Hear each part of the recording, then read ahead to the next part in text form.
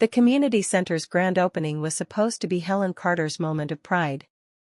After 32 years of marriage to James, a celebrated city planner, she stood in the crowd, her navy dress crisp, her smile practiced.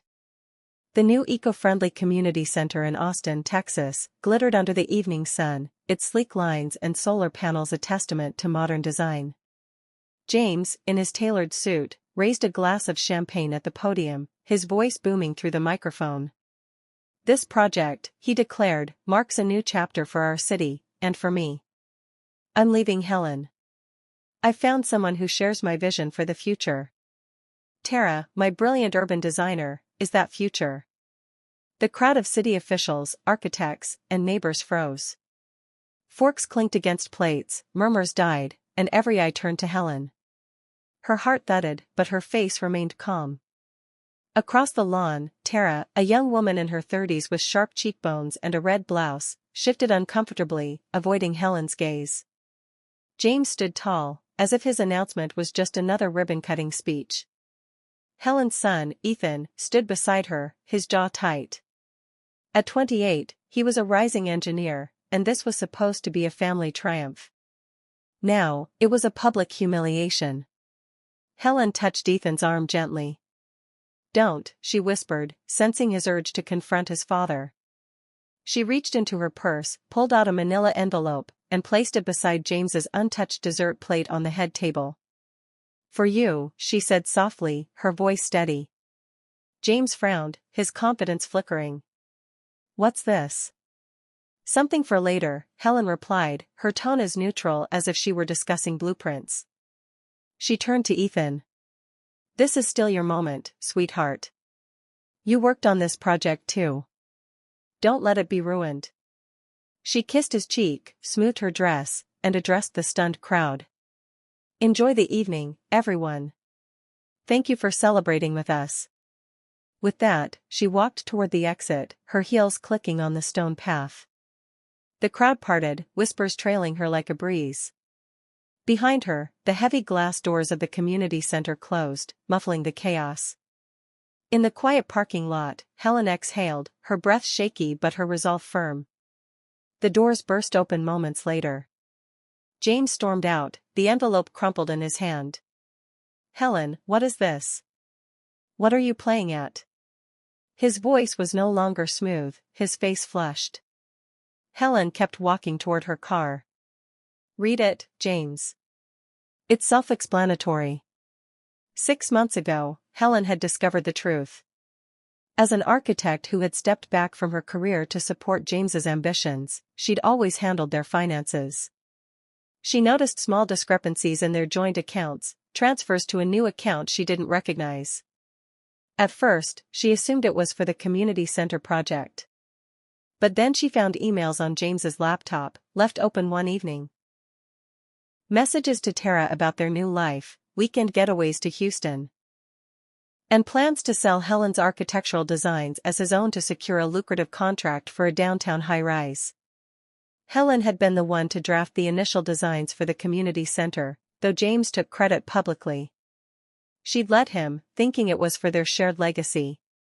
But the emails revealed he'd been passing her work off to clients for years, claiming her sketches as his own to win bids. Worse, he'd been funneling their savings to fund his affair with Tara, including deposits on a loft apartment they planned to share after leaving Helen. She didn't confront him immediately. Instead, she became a detective in her own life. Working late at her small home office, she traced the money transfers, documented every email, and consulted a lawyer, Maria Lopez, who specialized in intellectual property and divorce.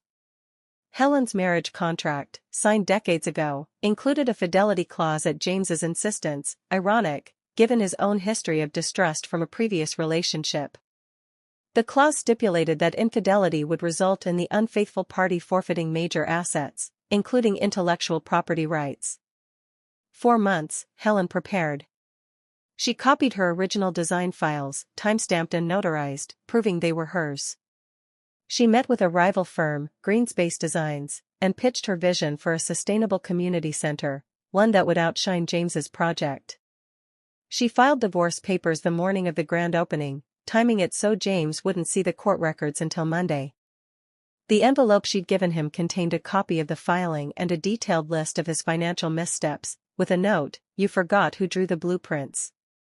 Back at their craftsman-style home on Oakwood Drive, Helen walked through rooms filled with memories, Ethan's childhood drawings on the fridge, the dining table where they'd planned their future. In James's study, she found his suitcase, already packed, hidden behind a bookshelf. He'd planned to leave the next morning, assuming she'd crumble under his announcement. She laughed softly at his predictability. Her phone buzzed with messages from Ethan, her sister Claire, and James's colleague, Mark. She answered only Ethan, "I'm fine, sweetheart. Enjoy the rest of the evening with your team. We'll talk tomorrow. Love you." She'd kept her discoveries secret to protect Ethan's role in the project, not wanting to taint his pride in his work. Hours later, James's car screeched into the driveway. The front door slammed open.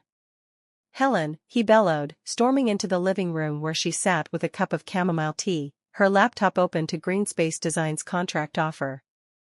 "What the hell is this?" He waved the crumpled envelope. "Divorce papers? On the day of my biggest project?" "Our project," Helen corrected, closing her laptop. "And it matches your announcement perfectly, don't you think? You wanted to end our marriage publicly. I'm just making it official." "You can't do this," he shouted. "That fidelity clause is ancient.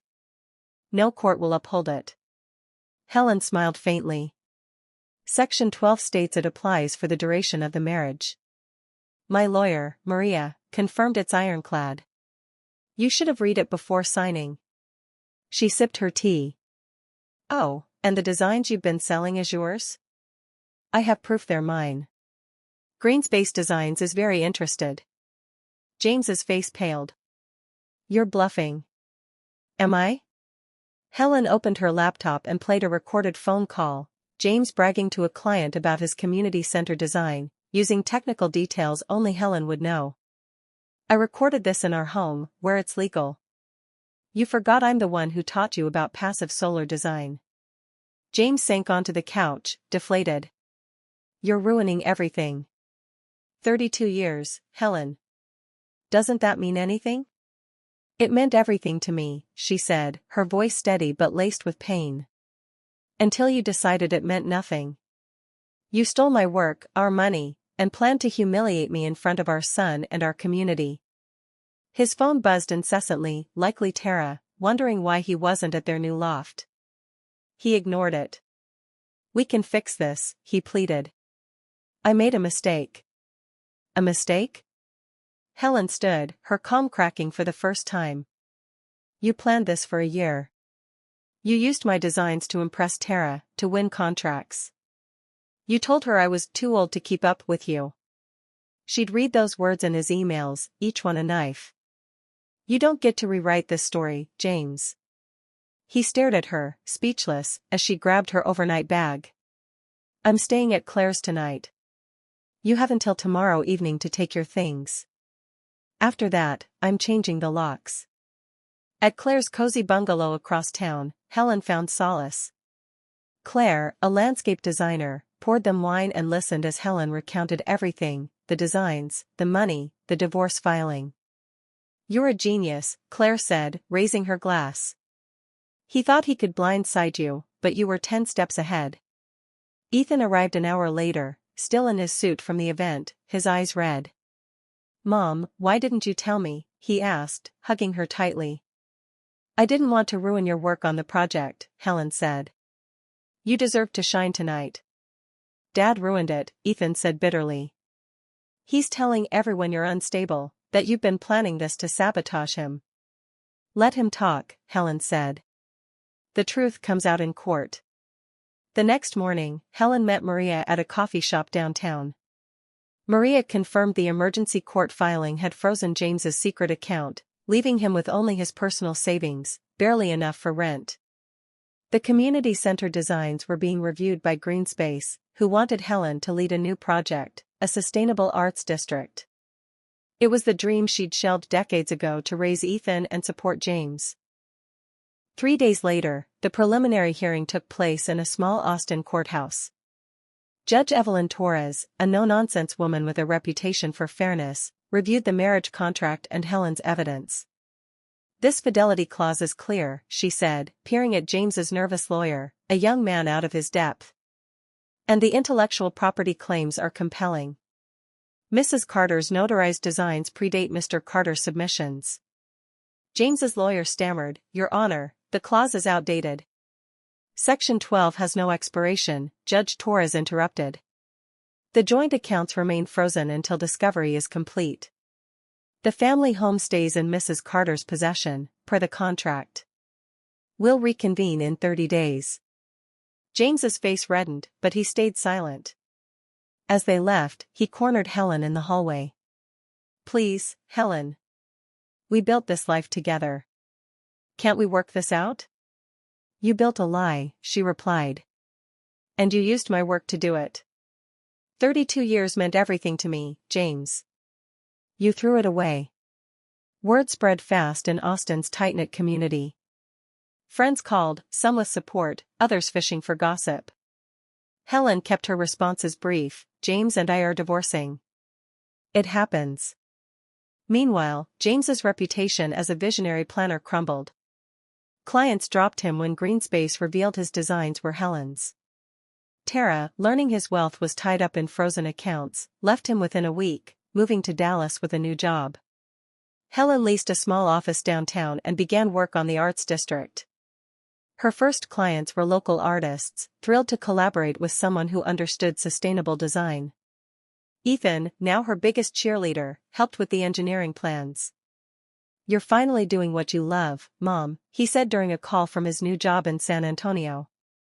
The final hearing fell on what would have been their 33rd anniversary. James arrived disheveled, his business failing without Helen's financial acumen. The judge upheld the marriage contract, awarding Helen the house, her retirement accounts, and 80% of their joint investments, as stipulated for infidelity. James left with his personal account, now nearly depleted, and a tarnished reputation. Helen's Arts District project launched 6 months later, earning national praise for its eco-friendly design. She stood at the opening ceremony, Ethan and Claire by her side, and raised a glass.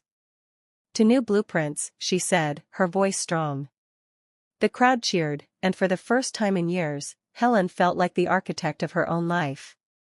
Word count, 498 words.